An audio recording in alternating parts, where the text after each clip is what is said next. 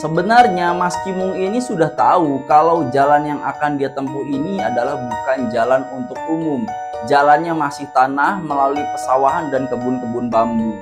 Tibalah dia di ujung jalan aspal desa A ini, di perbatasan sebuah desa. Jalannya mulai berganti tanah, jalannya waktu itu semakin menyempit, hanya cukup untuk satu mobil. Ketika motornya nyala dan lampunya menyorot ke depan, Kimung kaget bukan main. Dia lihat lampu motornya menyorot ke pemakaman.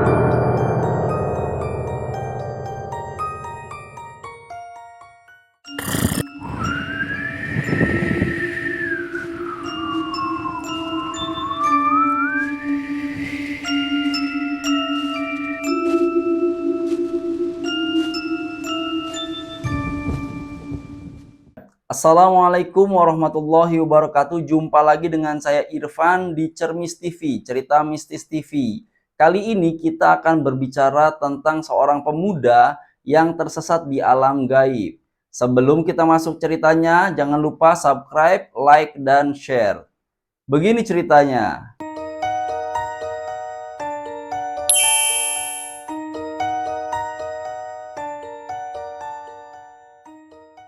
Nah, kita dapat cerita dari Mas Kimung. Kimung adalah seorang anak muda yang sehari-harinya dia sebagai pemain band. Dia muter dari kafe ke kafe. Jadi Kimung ini dia tinggal di Bekasi. Waktu itu dia sedang mengunjungi pamannya yang tinggal di daerah Purwakarta atau Jatiluhur. Malam itu Mas Kimung berencana pulang ke Bekasi dari rumah saudaranya yang dari Jatiluhur tadi sekitar pukul jam 8 malam rencananya.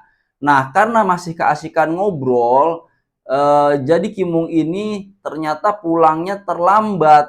Nah, dia berangkat dari Jatiluhur pada waktu itu malah jam 9 malam. Begitu kata dia di awal mula ceritanya.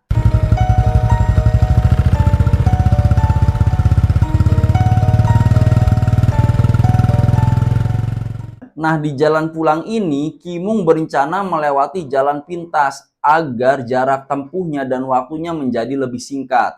Berangkatlah dia dengan motor keluar dari area wisata Jatiluhur. Sebenarnya jalur yang normal itu adalah jalur yang melewati kota Purwakarta. Tapi Kimung sengaja belok kiri ke arah suatu desa. Kata dia, "Bang, jangan disebutin namanya." Jadi di sini kita sebut nama desanya Desa A. Dia ambil jalan pintas agar lebih singkat, dan jalan pintas ini menurut dia bisa tembus ke area ke daerah Karawang atau Kosambi begitu. Sebenarnya Mas Kimung ini sudah tahu kalau jalan yang akan dia tempuh ini adalah bukan jalan untuk umum. Jalannya masih tanah melalui pesawahan dan kebun-kebun bambu. Tapi yang bersangkutan ini, Mas Kimung, karena dia merasa pernah melalui jalur ini sebelumnya, walaupun dia bilang dulu pernah melalui jalur itu siang. Nah, dia tetap memutuskan melalui jalur pintas ini agar lebih cepat. Menurut dia ini bisa menghemat sekitar 30 menit sampai 1 jam.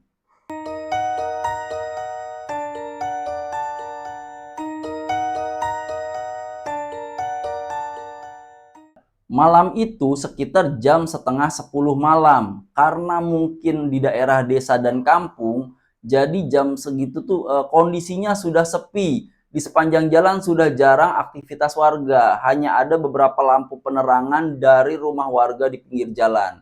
Jalan pada waktu itu sebenarnya sudah bagus, sudah berbalut aspal. Tapi karena pada waktu itu Mas Kimung takut salah jalan, dia berhenti sejenak membuka Google Maps untuk panduan alternatif dia menuju ke arah jalan pintas tadi ke Bekasi.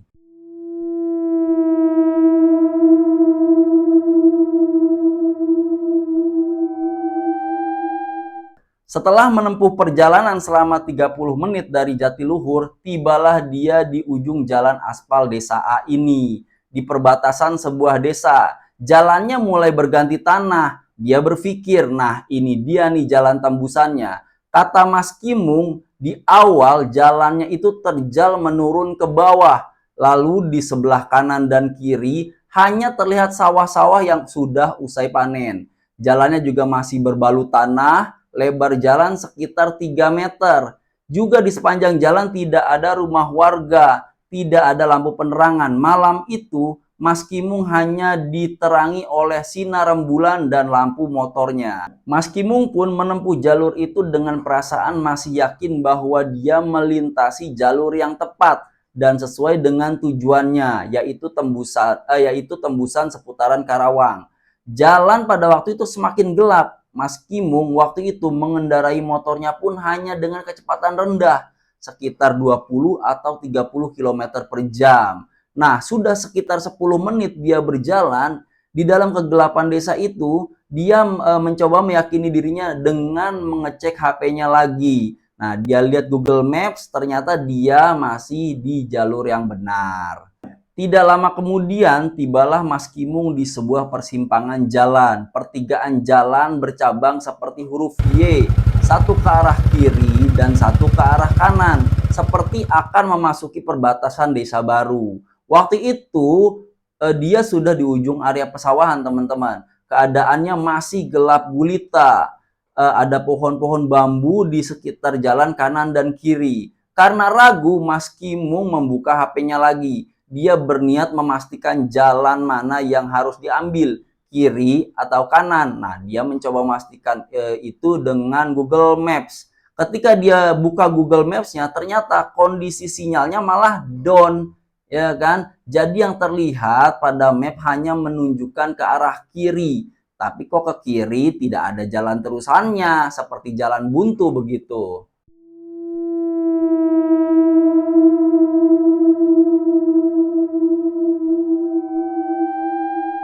Perasaan Mas Kimung pun mulai ragu. Dia berpikir memakai logikanya. Dia memutuskan untuk mengambil jalur yang ke arah kiri. Karena menurut dia, kalau ke arah kanan, takutnya dia kembali lagi ke arah Jatiluhur. Jalannya waktu itu semakin menyempit. Hanya cukup untuk satu mobil. Kira-kira begitu kata Mas Kimung.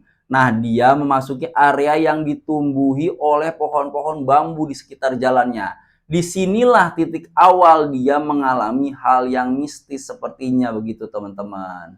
Ketika semakin dalam dan jalannya pun mulai bergelombang, tiba-tiba motor Mas Kimung mati. Dia mencoba untuk tidak panik. Sebenarnya saya panik juga, Bang, kata Kimung. Ya gimana nggak panik ya, teman-teman? Pohon bambu gelap ya kan, di dalam hutan pula. Bagaimana itu? Kebayang kan? Kimung pun coba menyalakan kembali motornya. Starter pertama nggak nyala, starter kedua nggak nyala juga. Nah, dicoba lagi starter ketiga, alhamdulillah berhasil nyala. Ketika motornya nyala dan lampunya menyorot ke depan, Kimung kaget bukan main. Dia lihat lampu motornya menyorot ke pemakaman. Ada banyak makam yang posisinya tidak rapi, layaknya pemakaman zaman dulu begitu, teman-teman. Di antara makam-makam itu pula tumbuh pohon-pohon bambu yang rindang. Kimung pun syok dan matanya terbelalak. Astagfirullahalazim, kata dia. Ternyata jalan buntu. Dia spontan kaget dan tersentak. Tanpa pikir panjang, Kimung pun memutar arah motornya dan memacu motornya ke arah sebaliknya. Kimung berniat untuk kembali ke jalur di mana dia masuk ke desa itu. Dia mulai merasa tidak percaya diri dan mulai timbul rasa khawatir. Dia berpikir mungkin dia salah jalan. Mungkin pertigaan tadi seharusnya saya ambil yang jalur kanan, pikirnya pada waktu itu. Nah, pada waktu itu setelah memutar balik arah motornya, dia berniat untuk mencari pertigaan di mana dia mulai tersesat. Tapi anehnya pertigaan itu nggak ketemu-temu katanya, padahal dia sudah 10 menit berjalan.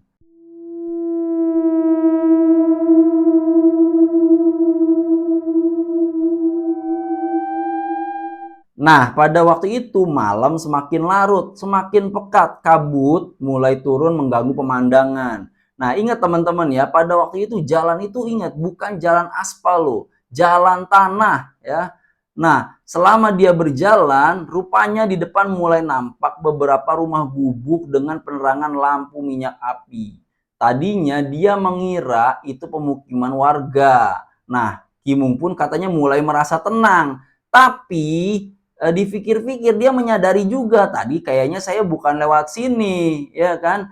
Nah, karena untuk tidak semakin takut, dia mengajak dirinya agar tetap berpikir positif.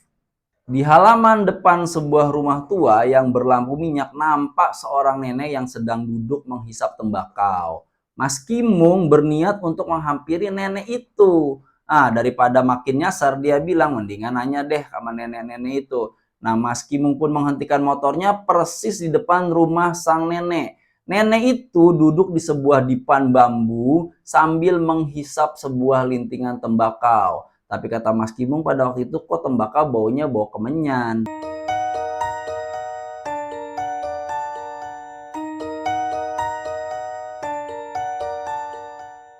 Dia berdiri dari motornya, mendekati nenek tua itu dan bertanya, "Punten, Ma," atau kalau bahasa Indonesianya, "Permisi, Bu, ieu teh lembur naon? Ini desa apa?" Nah, lalu nenek itu menjawab, "Ini lembur Bodas," atau "Ini desa Bodas." "Nah, kamu mau kemana?" kata nenek itu ke Kimung. "Saya mau ke Jatiluhur, Mak. Boleh tahu arahnya? Boleh ditunjukin dong kemana?" Nenek itu pun tersenyum. Kata dia, "Masih jauh. Lagian kamu ngapain masuk-masuk ke sini?" kata sang nenek dengan nada dingin ke Kimung. Mas Kimung pun terkejut dan bingung. "Masih jauh, kayaknya tadi saya belum lama masuk ke perkampungan ini." Nenek itu tersenyum lagi memandang ke arah Kimung. "Kamu salah jalan. Kalau kamu mau pulang, kamu lurus aja terus sampai keluar kampung. Kalau ada yang manggil atau memberhentikan, jalan aja, jangan berhenti," kata nenek itu. "Nanti di pertengahan kampung suka ada yang ngumpul-ngumpul. Ingat, jangan dilihat apalagi berhenti. Pura-pura aja nggak lihat," kata nenek tadi mengarahkan Mas Kimung. Ini Mas Kimung malah makin bingung, kok saya nyasar ya? Tapi karena dia ingin kembali ke jalan utama, maka Kimung pun mengikuti instruksi nenek tua tersebut. Dia terus menyusuri jalan dan pada waktu itu suasana malam semakin gelap. Hanya ada penerangan dari beberapa lampu minyak di pelataran rumah warga yang semuanya kata dia sepi. Sepertinya orang di sana itu kayaknya udah tidur semua, Bang.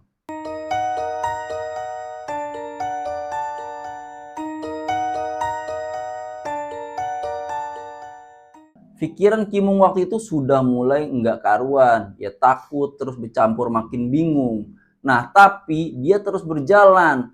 Nah, tidak lama setelah itu ternyata benar seperti yang tadi nenek itu katakan. Di ujung jalan itu ada beberapa orang yang sedang berkumpul, yang makin membuat Kimung takut. Motor yang dia kendarai pada waktu itu terasa berat, seperti ada yang menarik dari belakang katanya. Melintaslah Kimung tepat di depan kumpulan orang-orang itu. Wajah mereka bentuknya aneh-aneh, kata Kimung. Bopeng-bopeng dan tidak rata. Tapi sesuai pesan nenek tadi, Kimung pun tidak menghiraukan kumpulan orang-orang itu. Dia coba terus melaju, tapi lagi-lagi menurut Kimung motornya malah makin terasa berat dan sialnya motor itu malah mogok tepat di depan kumpulan makhluk-makhluk aneh itu. Makin pusinglah dia. Mereka seperti senang dengan kehadiran Kimung di tempat itu. Orang-orang itu tersenyum ke arah dia, memanggil-manggil dengan pelan, melambai-lambaikan tangan seolah mengajak dia berkumpul dengan mereka. Nah, seperti terhipnotis, Kimung pun menstandarkan motornya, turun dan mengarah ke arah mereka. Ketika sudah berjalan mendekat Kimung ke makhluk-makhluk itu, anehnya tiba-tiba muncul sosok nenek tua tadi yang mengarahkan Kimung di awal desa.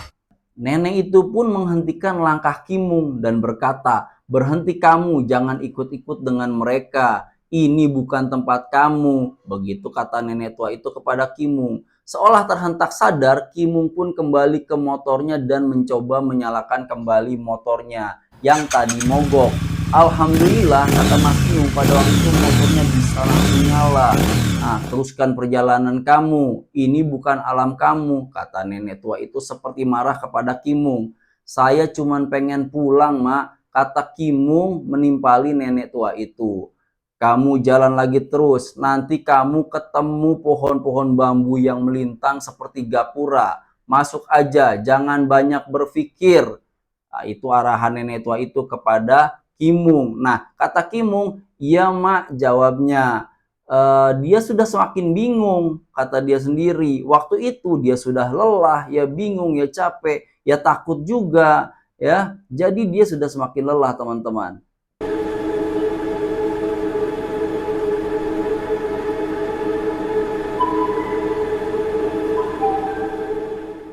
Kimung pun meneruskan laju motornya. Suasana malam semakin pekat dan kabut mulai menghalangi pandangan. Di depan rupanya muncullah pohon-pohon bambu rindang yang melintangi jalan seperti gapura yang digambarkan nenek tua tadi. Di tengahnya sudah tidak nampak cahaya sedikit pun. Tapi karena Kimung mengikuti arahan nenek tua tadi, dia tanpa pikir panjang menerobos masuk ke dalam kegelapan itu. Masuklah Kimung di dalam kegelapan itu. Lalu dia menjumpai seberkas cahaya di depannya. Ditabrak olehnya dan tiba-tiba dia berada di pertigaan desa. Yang samping kanan kirinya masih sawah. Teman-teman ingat kan yang pertigaan tadi? Yang di awal Kimung malah mengarah ke arah kuburan. Setelah keluar dari cahaya tadi, Kimung pun sudah sadar kalau dia ini sekarang sudah ada di jalan yang benar. Tanpa banyak berpikir, dia kembali menyusuri jalan desa ke arah Jatiluhur lagi. Sampailah dia di jalan aspal menuju titik awalnya berangkat. Pikiran dan batinnya kali ini sudah mulai merasa tenang. Kali ini dia memutuskan untuk pulang dengan jalur memutar ke arah kota Purwakarta. Nah, jalan pun pada waktu itu sudah mulai tampak ramai dilalui kendaraan-kendaraan yang lalu lalang. Kata dia, astagfirullahaladzim, tadi saya nyasar di mana ya? Nah, begitulah Kimung bertanya pada dirinya sendiri.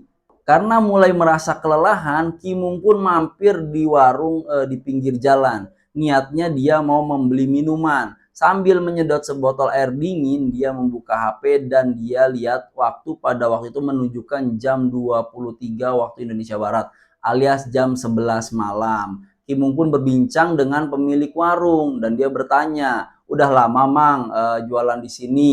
Tanya dia ke pemilik warung. Kata pemilik warung, "Lumayan sudah sekitar 5 tahunan. Dari mana?" Kata Kimung, "Saya dari Jatiluhur. Jalanan malam-malam begini masih rame Mang," kata Kimung kepada pemilik warung itu. Kata si Mamang, "Masih kalau malam minggu begini mah sama malam-malam libur, jalanan masih tetap rame." Kimung pun melanjutkan perbincangannya. Kata dia, "Iya bener Mang, kalau malam minggu kan rame orang pacaran ya." Celoteh Kimung pada waktu itu sambil bercanda. "Kemarin 17-an rame Mang di sini." Tanya dia lagi. Kata Mamang itu, "Rame paling biasanya yang rame itu tanggal 17-nya sama pas hari Minggunya. Biasanya dipenuhi lomba-lomba. Tapi kalau sudah seminggu begini, ya paling kembali ke seperti biasa lagi." Kimung pun bingung, kata dia, "Seminggu? Emang sekarang tanggal berapa Mang? Bukannya baru 2 hari 17-an selesai?" Nah teman-teman, jadi ini seminggu selisihnya. Kimung berangkat dari Jatiluhur tadi tanggal 19 dan sekarang kata Mamang tadi tanggal 25. Bingung kan teman-teman kan? Sekarang kan tanggal 25 kalau tanggal 25 begini paling rame orang-orang habis gajian, kata si pemilik warung. Kimung pun makin terkejut, tanggal 25. Nah, dia merasa tak percaya dengan seperti yang dibilang Mamang tadi. Kimung langsung bergegas kembali melanjutkan perjalanannya. Dia bilang pada waktu itu kepalanya pusing, bingung. Ini saya dari mana sih sebenarnya ya?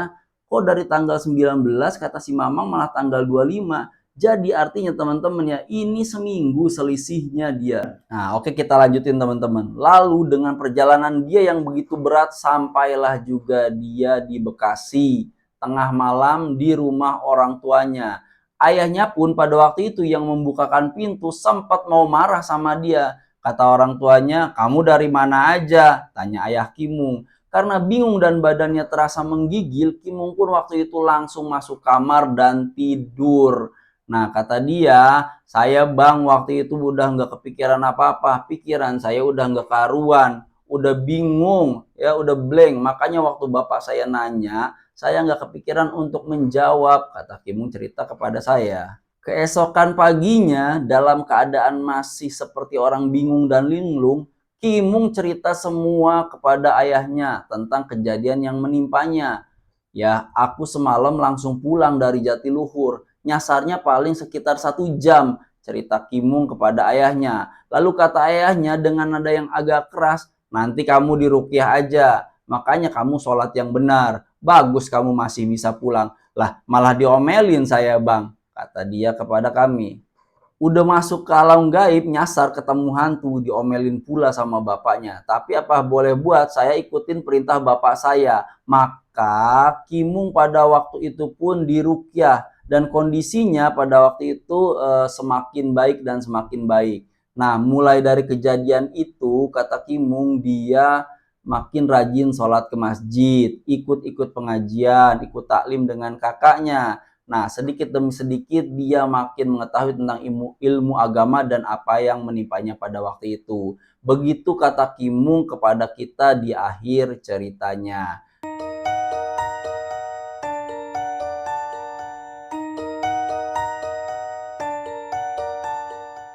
Nah, teman-teman, demikianlah cerita dari Mas Kimung ini. Bagaimana pendapat kalian? Mungkin kalian juga ada yang pernah mengalami kejadian serupa. Silahkan ceritakan kepada kami melalui WA, email, atau kalau mau silahkan komen dulu di kolom komentar. Terima kasih atas perhatiannya dan saya ucapkan wassalamualaikum warahmatullahi wabarakatuh. Dadah.